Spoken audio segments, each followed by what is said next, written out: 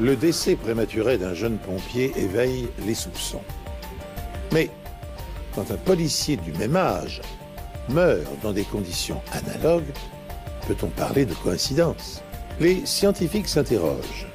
Ces minuscules cristaux peuvent-ils avoir provoqué la mort des deux hommes?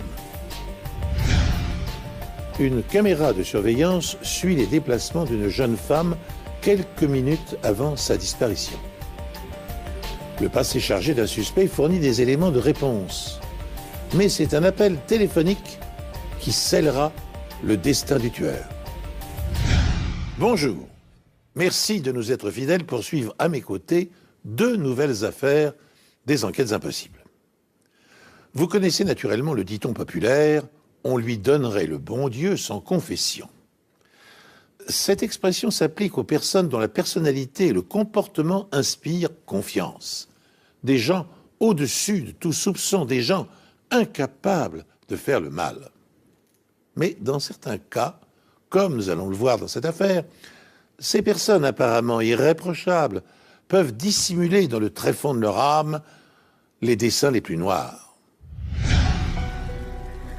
Le métier de pompier est extrêmement dangereux, mais pour Randy Thompson, l'année 2000 va être particulièrement tragique. D'abord, il tombe d'un camion de pompiers à Cumming, en Géorgie, et se casse le nez. Il subit alors une opération chirurgicale et développe une très grave infection à staphylocoque. Les médecins lui ont dit « Votre état est extrêmement grave et vous pourriez bien en mourir ». Randy survit, mais ses problèmes de santé ne sont pas terminés. L'un de ses amis le découvre étendu par terre dans sa cuisine. Il a été pris de vomissements et tient des propos incohérents. Il avait des hallucinations. Il m'a regardé et m'a dit « Retourne dans ta foutue cage ». Je l'ai regardé, je lui ai dit « Quoi ? Retourne dans ta cage ?» Mais de quoi tu parles, Randy ? Il a répété « Retourne dans ta cage » et là j'ai compris qu'il croyait parler à son oiseau. On lui diagnostique une gastro-entérite très sévère. Progressivement, son état s'améliore grâce à l'aide de sa compagne, Lynn. Chaque fois que je lui parlais, il avait l'air d'aller de mieux en mieux. Il m'a dit « Lynn m'a fait un sandwich au fromage avec un thé glacé et j'ai tout gardé, j'ai pas vomi. » J'ai répondu « C'est bien, Randy. Peut-être que tu vas remonter la pente maintenant. » Mais 2 jours plus tard, son état se dégrade. Et Randy Thompson décède. C'était terrible. Un père arraché à ses enfants sans raison. Une carrière avec un métier qui le passionnait brutalement stoppé, sans raison. Durant l'autopsie, les analyses toxicologiques montrent qu'il n'y a pas de traces de drogue ou d'alcool dans l'organisme de Randy. Mais le médecin légiste constate qu'il avait des problèmes cardiaques. Son cœur était hypertrophié. Il souffrait d'une cardiopathie coronarienne assez sévère. Par conséquent, j'ai imputé la mort soudaine de cet homme à ses problèmes cardiaques. Ça a été quelque chose de très difficile à accepter, parce qu'il n'avait jamais montré de signes d'insuffisance cardiaque. J'étais totalement anéantie. Je ne veux plus jamais revivre ce genre de choses. Randy laisse derrière lui sa compagne, Lynn, et leurs 2 jeunes enfants. Il n'avait que 32 ans. La dernière question qu'il m'a posée, c'est « Tu crois que je vais mourir ?» Avec le temps, la famille et les amis de Randy Thompson font le deuil et se remettent peu à peu de cette tragédie. Mais quelques semaines plus tard, la mère de Randy reçoit la lettre d'une inconnue, la mère d'un agent de police décédé qui habite la ville d'à côté. Je vous adresse mes condoléances suite au décès de votre fils Randy. Elle a été écrite par une femme qui affirme que son fils est mort dans des circonstances identiques et qui suggère que les 2 décès sont peut-être liés. J'étais bouleversée d'apprendre que mon fils et le sien étaient morts exactement de la même manière. Le rapport de l'hôpital, le rapport d'autopsie, tout était strictement identique. Nita Thompson ne me croyait pas. Elle répétait « Ce n'est pas vrai, ce n'est pas possible ». 6 ans auparavant, l'agent de police Glenn Turner avait souffert des mêmes symptômes que Randy Thompson. Il était tellement malade que j'entendais sa voix trembler quand il me parlait. Il disait qu'il avait une gastro-entérite incroyablement violente dont il n'arrivait pas à se débarrasser. Il vomissait sans arrêt, il avait la diarrhée et il m'a dit « Je n'avais jamais encore été malade comme ça ». Il tenait aussi des propos incohérents et souffrait d'hallucinations.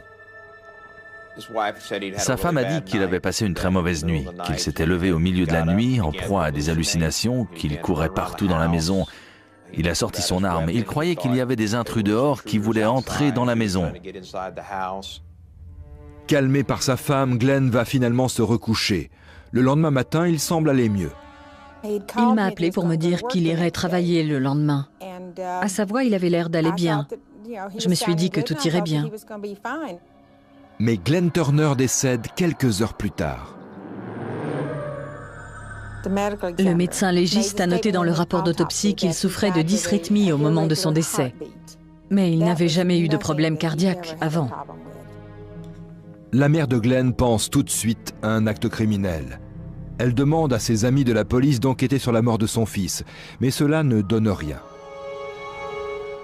Il me répétait qu'il était mort de cause naturelle et qu'il n'y avait aucune raison de mener une enquête approfondie parce que ça coûtait trop cher et que ça ne pouvait pas être un acte criminel. J'avais quand même de gros doutes. Je me disais qu'il y avait autre chose. Mais le médecin légiste avait fait son rapport. Je ne suis pas médecin légiste. Il fallait que je fasse avec. Les choses en restent là. Jusqu'à ce que 6 ans plus tard, la famille Turner apprenne que Randy Thompson est mort de la même manière. Il est difficilement concevable que 2 représentants de l'ordre, vivant dans 2 villes voisines et ayant tous 2 la trentaine, soient morts aussi soudainement. Mais les 2 familles finissent par se rendre compte qu'ils avaient un autre point commun. En effet, les 2 hommes vivaient avec la même femme au moment de leur décès. Lynn Turner. Lynn Turner est devenue, après le décès de son mari, la compagne de Randy Thompson. Le policier, puis le pompier, 2 hommes jeunes, actifs et apparemment en bonne santé, avant d'être frappés par un mal mystérieux et perdre la vie dans d'atroces souffrances, hallucinations, maux d'estomac, diarrhée, vomissements. Et le seul dénominateur commun à ces décès inexplicables est la femme qui partageait leur vie, Lynn Turner. Je me suis immédiatement jeté sur le téléphone. J'ai appelé l'enquêteur principal et je lui ai dit « Il faut que vous alliez là-bas et que vous mettiez des scellés sur l'appartement. Faites ce que vous avez à faire. Je vous le dis, ce n'est pas possible que 2 hommes aussi jeunes meurent dans les mêmes circonstances. » Lynn Turner est interrogée. Elle prétend que c'est simplement une tragique coïncidence. Le procureur ne trouve aucune preuve indiquant que les 2 décès sont liés. De plus, Lynn n'a pas d'antécédent criminel. En fait, je pensais simplement que cette femme n'avait vraiment pas de chance d'avoir eu 2 compagnons qui étaient morts de cette façon.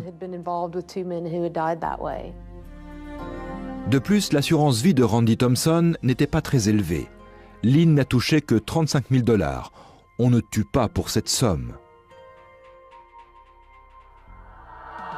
Les analyses toxicologiques pour Randy Thompson comme pour Glenn Turner ont montré qu'il n'y avait pas de drogue ou d'alcool dans leur organisme. Puis les enquêteurs font une découverte étonnante. Même si l'assurance vie de Randy Thompson n'était que de 35 000 $, Lynn était très pressé de récupérer cette somme. Nous avons pu déterminer, grâce à ces relevés téléphoniques, que le jour des funérailles de Randy, dans l'intervalle entre la messe qui a été donnée à l'église et la cérémonie qui s'est déroulée au cimetière, Lynn s'est servi de son portable pour essayer de joindre la compagnie d'assurance. La mort des 2 hommes est peut-être plus complexe qu'elle n'y paraît au premier abord. Lynn devait être impliquée d'une manière ou d'une autre. Il est impossible que 2 hommes, un agent de police et un pompier, soient morts aussi jeunes et dans des circonstances identiques sans que quelqu'un y soit pour quelque chose. Combien de chances y a-t-il que 2 représentants de l'ordre, dans la trentaine, meurent dans de mystérieuses circonstances d'une maladie du cœur? C'est dans le sud-est du pays que le taux de maladies cardiovasculaires est le plus élevé. Dans nos locaux, il n'est pas rare de voir des hommes jeunes de l'âge de M. Thompson atteints de troubles cardiaques graves. Les analyses toxicologiques menées sur la première victime, l'agent de police Glenn Turner, ont montré l'absence d'alcool ou de substances illégales dans son organisme. Au cours de l'autopsie de Randy Thompson, le médecin légiste trouve des cristaux d'oxalate de calcium dans ses reins, des calculs rénaux. Cela pourrait être la conséquence d'une prise de médicaments ou bien le signe d'un empoisonnement. J'ai attrapé le téléphone pour appeler le département de toxicologie et demander une analyse pour le dosage de l'éthylène-glycol. L'éthylène-glycol est la substance chimique présente dans l'antigel. Quand on a analysé les échantillons prélevés sur Randy Thompson pour le dosage d'éthylène-glycol, le résultat a été négatif. Cette substance n'était pas présente en quantité élevée. Mais le médecin légiste a du mal à y croire. J'ai vraiment trouvé ça très étrange. Puis le docteur Kaponen apprend ce qui est arrivé au premier mari de Lynn Turner, Glenn, 6 ans auparavant. Il décide de lire le rapport d'autopsie. J'ai examiné tous les prélèvements de tissus et j'ai effectué des examens en lumière polarisée sur les tissus des poumons et des reins. À ma grande surprise, j'ai découvert qu'il y avait des cristaux d'oxalate de calcium dans les reins de Glenn Turner. Le docteur Kaponen demande aux techniciens du laboratoire de toxicologie de revérifier les résultats des analyses effectuées sur les échantillons de tissus de Randy Thompson. Là, ils découvrent qu'ils ont commis une grave erreur. Je me suis immédiatement rendu compte que j'avais fait une erreur dans le calcul de la concentration initiale d'éthylène-glycol dans le sang de Randy Thompson. Le chiffre était 10 fois trop faible. Après avoir corrigé de façon appropriée l'erreur mathématique que j'avais faite, nous avons constaté que le taux d'éthylène-glycol était en fait mortel. J'exerce ce métier depuis pratiquement 20 ans et c'était la première fois qu'on me signalait une erreur pareille. Le médecin légiste a commis une grave erreur dans le calcul du taux d'éthylène-glycol contenu dans l'organisme du pompier décédé. Ce taux était en réalité 10 fois supérieur à celui qu'il avait estimé lors d'une première analyse toxicologique. La rectification tardive de cette erreur modifie l'énoncé des causes de la mort. Randy Thompson n'a pas succombé à une détresse cardiovasculaire comme annoncé précédemment, mais à un empoisonnement. L'éthylène-glycol est un antigel utilisé dans les circuits de refroidissement automobile ou industriel. Il s'agit d'un gel visqueux au goût légèrement sucré. Il peut avoir été mélangé accidentellement à d'autres produits. Ainsi, en 1996, 60 enfants haïtiens étaient morts d'une intoxication due à la présence d'éthylène-glycol dans un sirop contre la toux. Et en 2007, on avait découvert des traces d'antigel dans des dentifrices en provenance de Chine. Mais dans notre affaire, les causes de la mort de Randy Thompson n'intéressent plus seulement le médecin légiste, mais la police criminelle. Et Lynn Turner est dans l'œil du cyclone, car il n'est pas exclu que 6 ans plus tôt, elle ait attenté à la vie de son premier mari.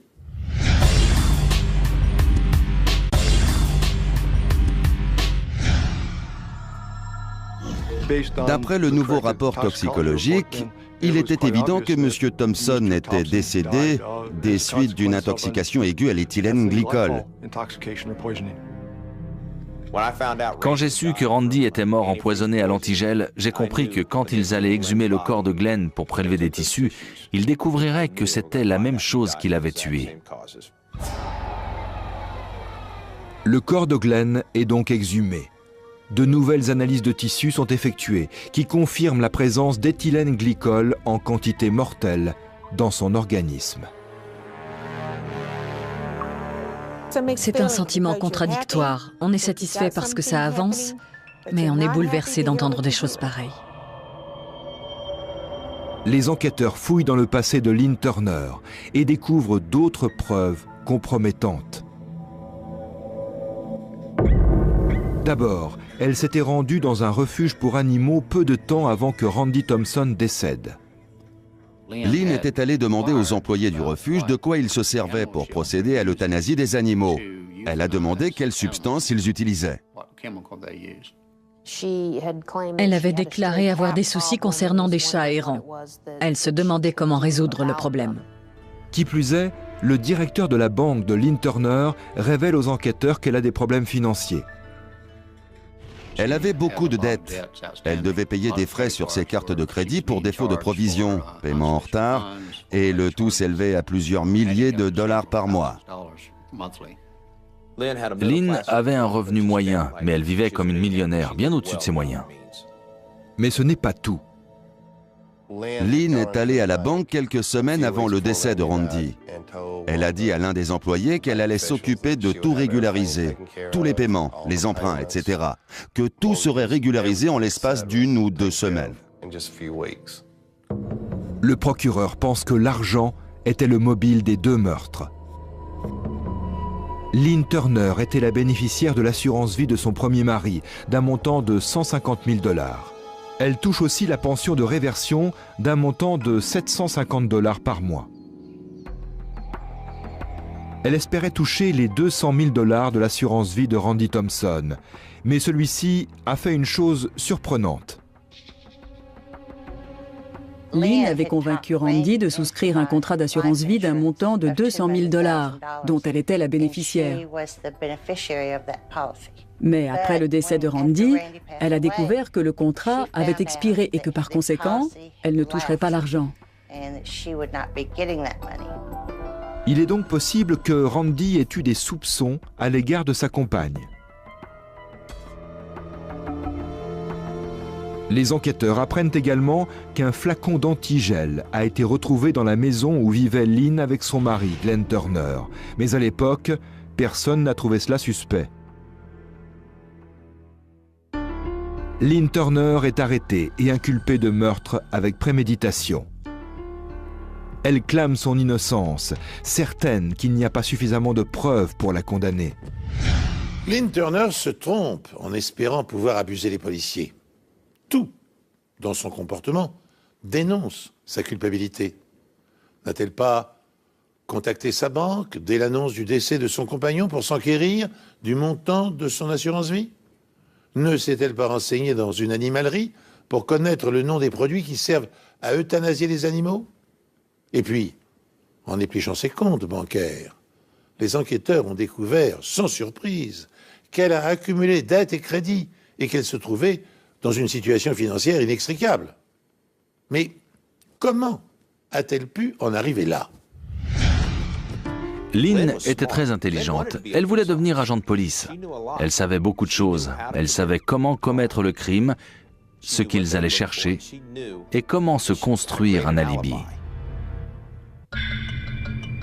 Lynn Turner fait la connaissance de son premier mari, Glenn, alors qu'elle travaille comme standardiste pour Police Secours. Mais moins de 2 ans plus tard, Glenn révèle à des amis que leur couple va mal. Il a dit qu'il n'avait fait l'amour que 2 fois après le mariage, qu'un problème gynécologique empêchait Lynn d'avoir des rapports sexuels. Bien sûr, on a tous pensé la même chose. J'aurais pu citer 3 ou 4 noms d'hommes qu'elle voyait et avec qui elle couchait. Évidemment, je ne pouvais rien lui dire. Glenn dit aussi à ses amis que Lynn dépense l'argent plus vite qu'il ne le gagne. Il a dit « Je travaille 365 jours par an, avec tous ces jobs à temps partiel, parfois 2 ou 3 différents par jour. Dès que je suis payé, elle se met à dépenser. Elle a tout un tas de cartes de crédit et elle fait des achats sans arrêt. » Alors que Lynn est mariée à Glenn, elle fait la connaissance de Randy Thompson, un pompier d'une ville voisine. La famille de Randy affirme que Lynn a menti à propos de sa situation familiale. Lynn nous a dit qu'elle avait été mariée, mais qu'elle était divorcée. Elle l'a dit à tout le monde, Randy y compris. Alors on a cru qu'elle était divorcée. Le mobile principal pour Lynn dans le meurtre de Glenn était l'argent. Je crois qu'il y avait un deuxième mobile, pouvoir vivre avec Randy Thompson. Les preuves médico-légales indiquent que Lynn a mis de l'antigel dans la nourriture de Glenn, probablement dans de la gelée. C'est ce qui a été découvert dans son estomac au cours de l'autopsie.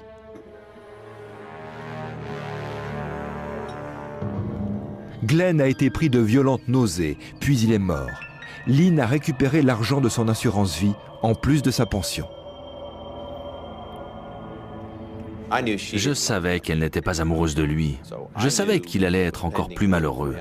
Je pensais qu'elle allait se servir de lui et le dépouiller complètement avant de le quitter, mais je n'aurais jamais pensé qu'elle le tuerait. Quelques semaines seulement après les funérailles de Glenn, Lynn emménage avec Randy Thompson. Bien qu'ils aient eu 2 enfants ensemble, ils ne se sont jamais mariés, probablement parce que cela aurait obligé Lynn à renoncer à la pension de réversion de Glenn Turner. À mon avis, c'est pour ça qu'elle n'a pas épousé Randy. Elle n'aurait plus eu droit à cette pension, alors elle ne s'est pas mariée. Elle est futée. Elle savait qu'elle ne toucherait plus cet argent. Très vite, Randy Thompson déclare à ses amis, tout comme l'avait fait Glenn Turner, qu'il n'est pas heureux avec Lynn. C'était presque comique de les voir se disputer comme chien et chat. Ils se criaient dessus et aucun ne voulait céder. Je lui ai demandé pourquoi tu continues à l'appeler, pourquoi tu décroches encore quand elle appelle. Il répondait « c'est la mère de mes enfants, etc., etc. » Je lui ai dit « ok, fais ce que tu veux. » Un employé d'un refuge pour animaux du quartier affirme que Lynn voulait acheter les produits chimiques qu'il utilise pour euthanasier les chats, mais qu'il a refusé de lui en vendre. Elle ne voulait pas se servir à nouveau d'antigel. Elle a cherché un autre moyen. Elle voulait autre chose pour tuer Randy. Mais finalement, elle n'a pas osé. Et elle a repris ce qu'elle avait déjà utilisé. Randy a dit à ses amis que Lynn lui avait préparé son déjeuner juste avant qu'il ne soit pris de violentes nausées. Un sandwich toasté au fromage et un thé glacé. Les enquêteurs pensent que l'antigel était dans le thé. Randy est mort dans les 24 heures. Ce n'est qu'après sa mort que Lynn apprend qu'il a laissé expirer son contrat d'assurance vie.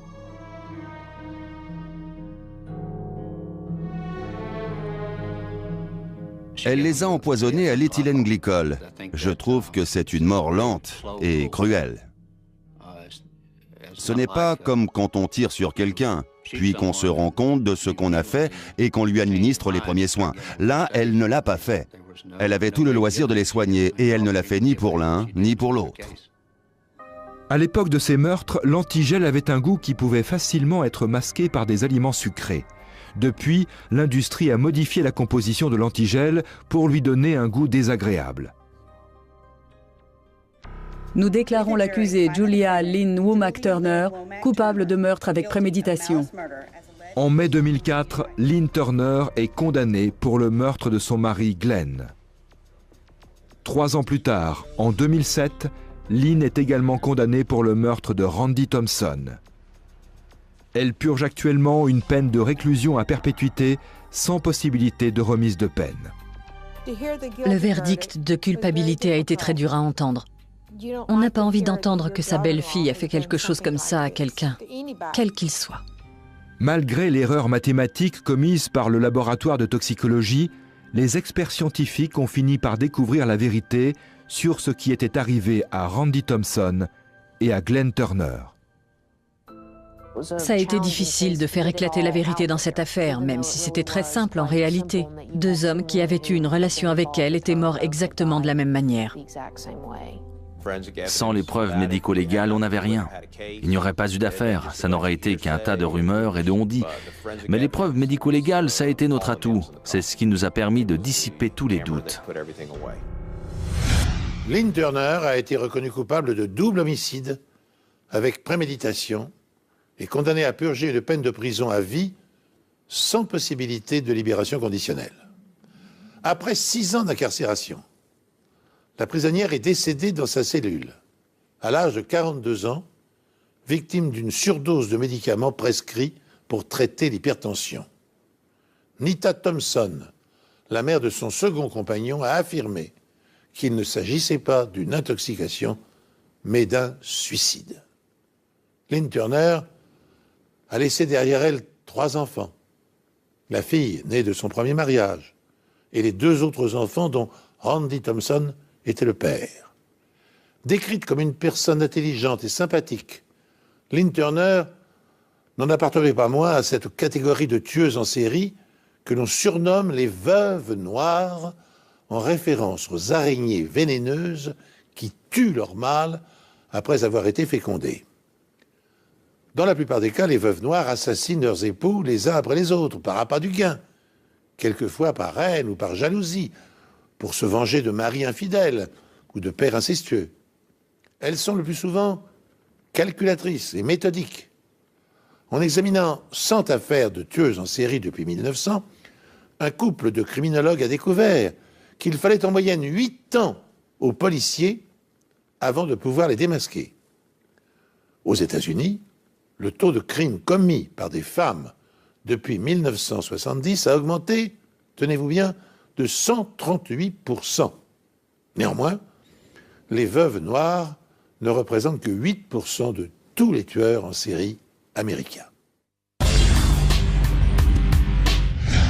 Dans le but de diminuer la criminalité par une présence dissuasive, la vidéosurveillance s'est généralisée dans un grand nombre de pays.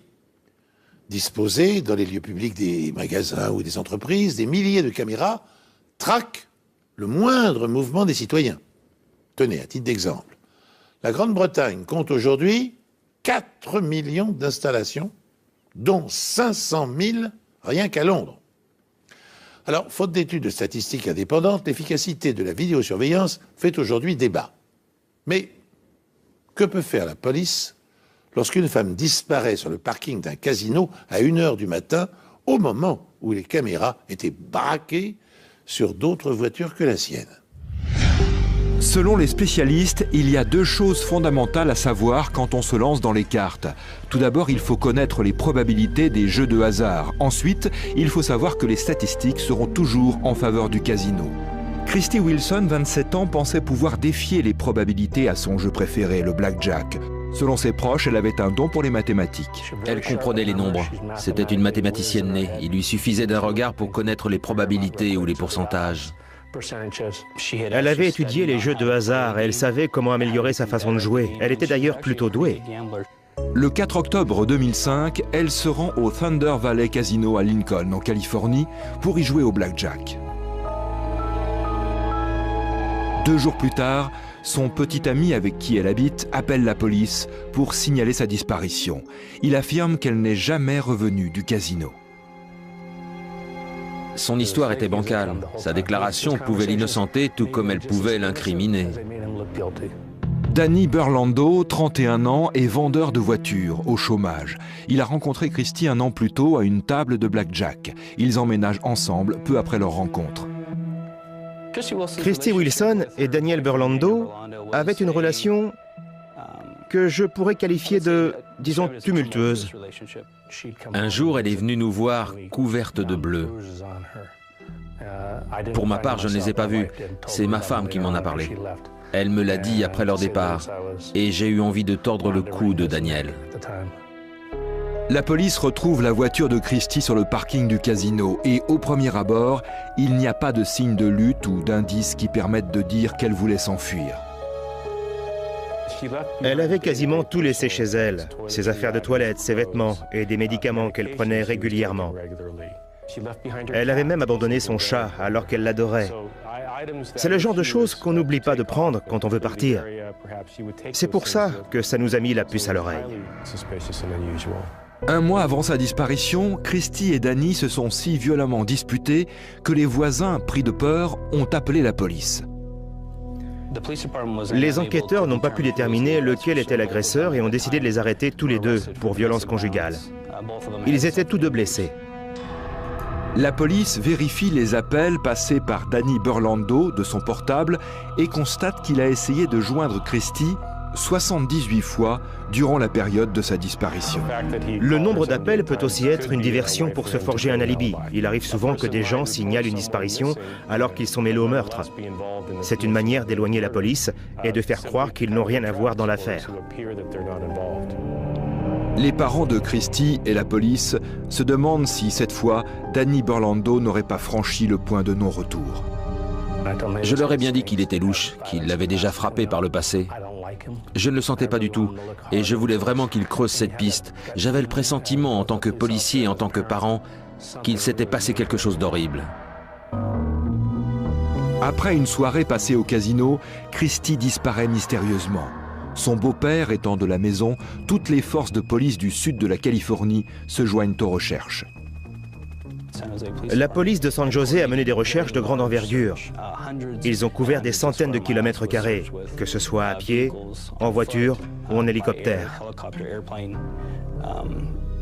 Tout le monde l'a cherché, la police aussi bien que des volontaires. La famille de Christie est convaincue qu'elle a été victime des excès de son petit ami, Danny Burlando. La plupart des meurtriers se débarrassent des corps près de la scène de crime. J'étais tellement sûr que c'était Danny que j'ai tout passé au peigne fin.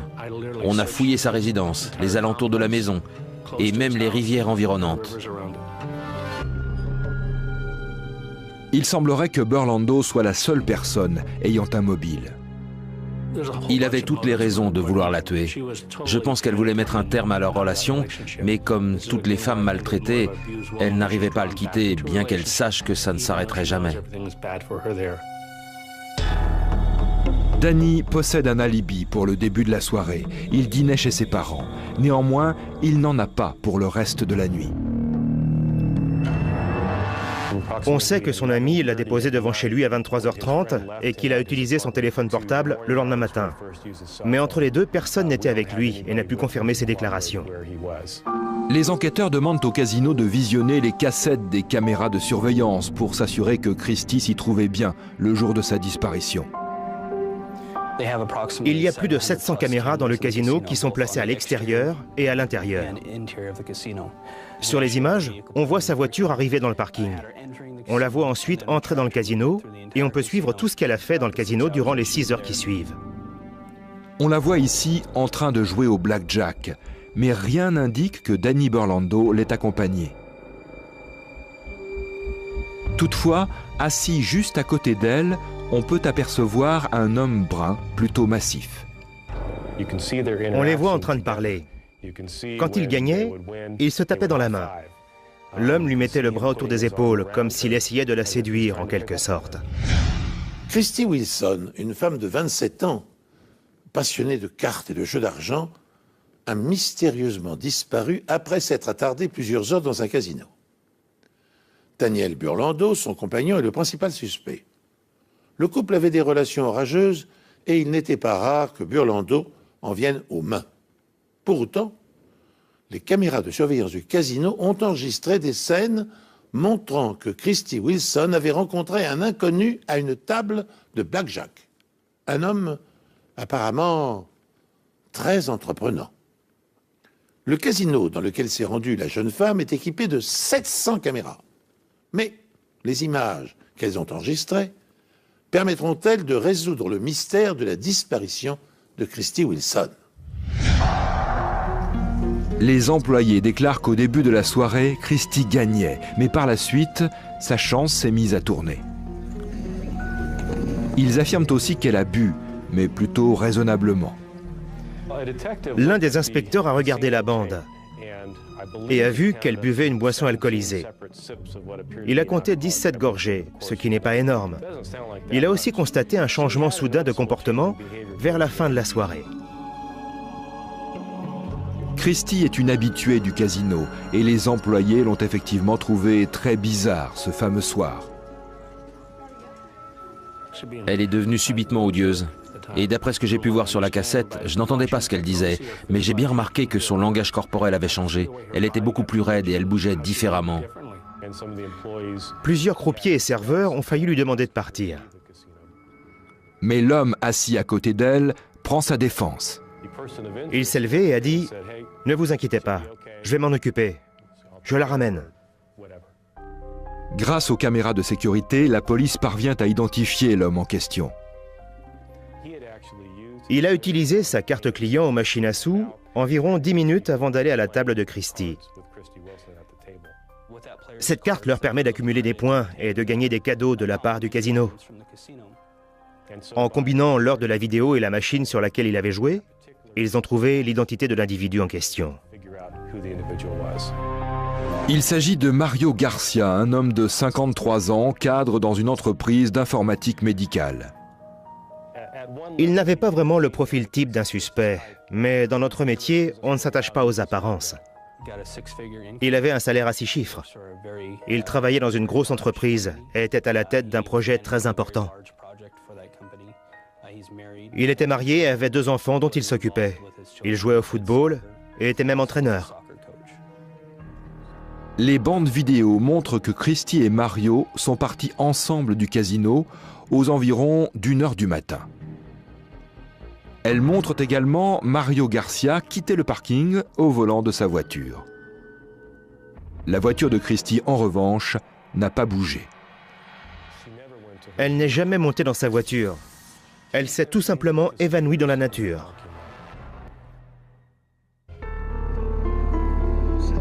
La police a désormais 2 suspects dans la disparition de Christie Wilson. Tout d'abord, son petit ami Danny Burlando, qui vivait avec elle. Il n'a pas d'alibi pour la nuit de sa disparition. On a fouillé sa maison et sa voiture. On a aussi reconstitué avec la plus grande minutie tous ses faits et gestes. On a vérifié la liste de ses appels et l'endroit d'où il les avait passés. On a également relevé les empreintes sur son ordinateur avant d'en analyser le contenu. Mais la police ne trouve rien qui relie Danny à la disparition de sa petite amie. Le second suspect se nomme Mario Garcia. Il jouait à la même table de blackjack que Christie le soir de sa disparition. Ils sont partis en même temps du casino, aux environs d'1h du matin. À partir du moment où on les a vus quitter les lieux ensemble, on a pu enfin avancer dans notre enquête. Sans ça, on n'aurait jamais su ce qui s'était passé. Et on aurait pensé toute notre vie que Danny était responsable. En fouillant dans le passé de Garcia, les enquêteurs s'aperçoivent qu'il a déjà eu des démêlés avec la justice. 25 ans plus tôt, il a été arrêté pour avoir séquestré son ex-petite amie. Il l'a conduite dans un endroit à l'abri des regards et l'a violée dans son véhicule. Il l'a ensuite emmenée à l'intérieur et l'a à nouveau violée. Il a fini par lui enfoncer une arme dans la bouche et appuyer sur la détente. Heureusement, l'arme n'était pas chargée. De manière inexplicable, il est libéré et soumis à un simple contrôle judiciaire. Garcia a de toute évidence beaucoup de mal à gérer ses relations. Il a également été impliqué dans un étrange accident de voiture. La voiture avec sa petite amie de l'époque et sa belle-mère à l'intérieur a fini dans la rivière. Plusieurs automobilistes ont affirmé que la voiture s'est d'abord garée sur le bas-côté avant d'accélérer sans raison et de basculer dans la rivière. Mario Garcia a été le seul survivant. Le corps de sa petite amie s'est échoué sur le rivage une semaine plus tard et sa mère est restée coincée à l'intérieur du véhicule et s'est noyée. L'enquête progresse. Les policiers sont parvenus à identifier l'inconnu qui a passé la soirée aux côtés de Christie Wilson et l'a raccompagnée sur le parking du casino. Il s'agit d'un certain Mario Garcia, 53 ans, cadre commercial dans une entreprise de matériel médical. Le passé de cet homme est pour le moins troublant. Il a kidnappé et violé à 2 reprises une ex-petite amie. Et une autre de ses maîtresses a péri avec sa mère dans des conditions jamais élucidées. La police décide d'arrêter Garcia et de l'interroger sur la disparition de la jeune femme. Ce dernier affirme qu'ils se sont séparés sur le parking et que Christie s'est ensuite dirigée seule vers sa voiture. Les enregistrements des caméras de télésurveillance vont-ils infirmer ou corroborer cette version des faits?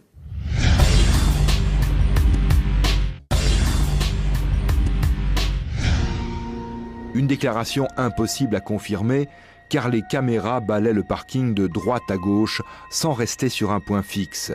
Mais par chance, la voiture de Garcia a une option qui va permettre à la police de savoir combien de temps s'est écoulé entre le moment où il a ouvert la portière et celui où il a quitté le parking. Les clignotants de sa voiture se sont allumés 4 fois, ce qui veut dire que les 4 portières sont ouvertes. Il s'est ensuite passé 3 minutes et 41 secondes. Il est entré dans sa voiture et 3 minutes plus tard, il a allumé ses phares pour sortir du parking. Je pense que durant ce laps de temps, il a dû l'assommer d'une manière ou d'une autre avant de l'allonger sur la banquette arrière. Le suspect soutient qu'il est rentré directement chez lui, mais si c'est effectivement le cas, il a pris la mauvaise direction en sortant du parking. Sur les vidéos de surveillance, on voit qu'il a tourné à droite en sortant du casino, c'est-à-dire à l'opposé de l'endroit où il habite.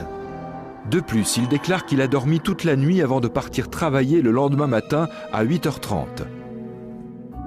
Sa femme refuse de répondre aux questions de la police, mais la liste de ses appels indique qu'il ne se trouvait pas chez lui à cette heure. Nous avons pu établir qu'il a appelé sa femme de son portable le matin même à 7h51. L'appel a été relayé par une antenne au nord de la maison. Si Mario Garcia affirme être arrivé sur son lieu de travail un peu avant 9 h, soit à l'heure de son premier rendez-vous, ce n'est pas le cas de ses collègues, qui se souviennent plutôt l'avoir vu arriver aux alentours de 10 h, et selon eux, il avait plusieurs griffures au visage. Les autres employés l'ont immédiatement remarqué et lui ont fait des blagues comme « Alors, on s'est fait tabasser ? Au moins, j'espère que tu l'as bien dérouillé. » Tout le monde avait vu qu'il était marqué au visage. Le point important dans tout ça, c'est qu'il n'avait aucune blessure de ce genre la veille au soir. Mais pour Garcia, il se serait tout simplement blessé en faisant du jardinage. On vous a frappé ? J'ai heurté un arbre avec mon tracteur et j'ai eu du sumac vénéneux partout sur le visage. Ça paraissait peu probable. Je ne connais pas beaucoup de gens qui taillent leurs arbres entre 1 h et 8 h du matin avant de partir en rendez-vous professionnel. Connie Mitchell est chargée d'analyser les photos des blessures du suspect.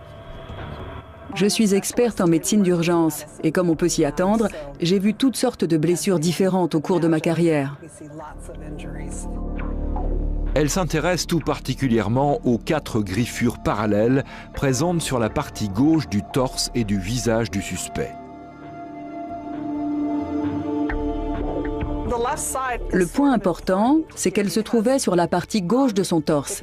Si la victime est droitière, il y a de fortes chances que les griffures qu'elle inflige au meurtrier se trouvent justement sur la partie gauche.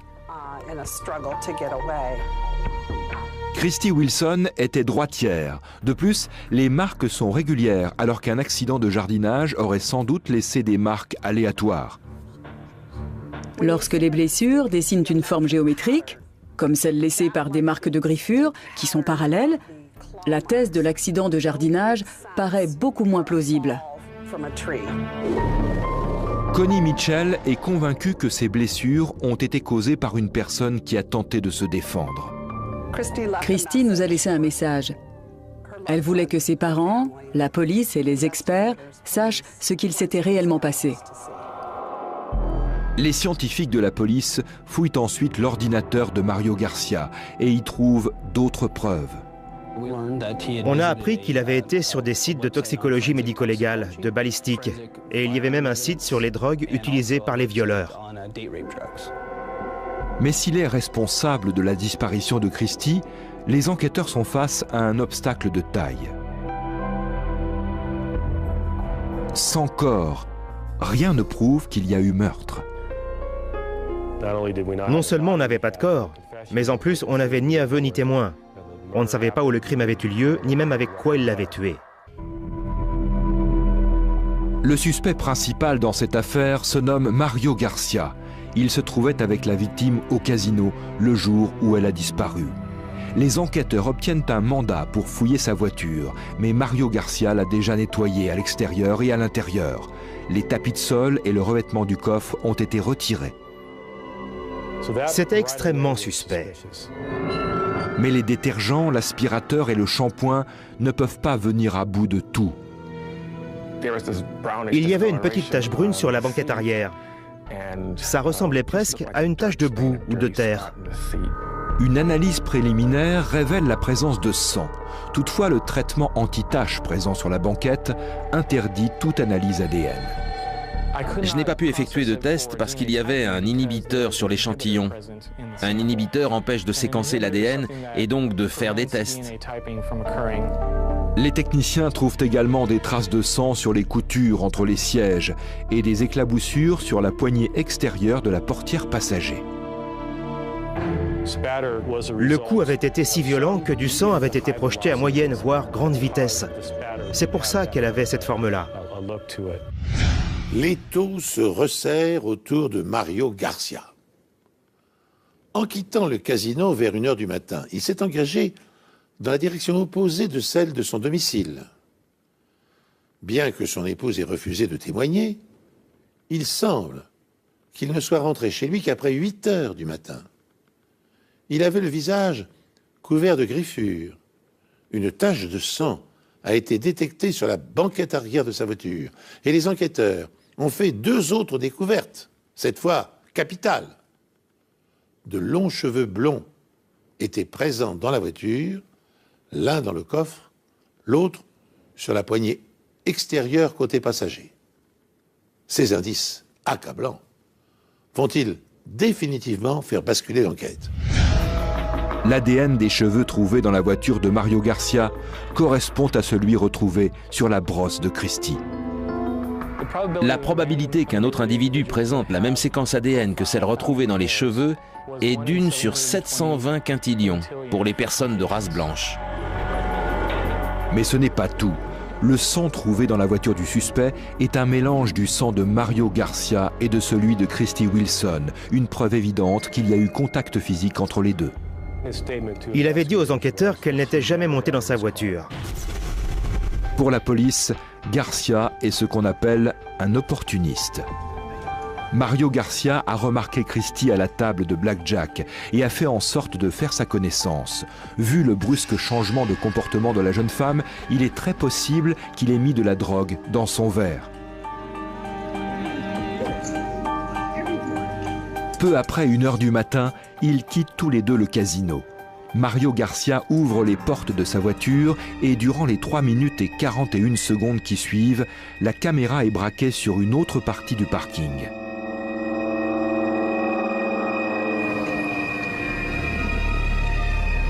Pour les enquêteurs, c'est à ce moment-là qu'il lui a cogné la tête contre la portière, laissant au passage un cheveu et des traces de sang sur la poignée.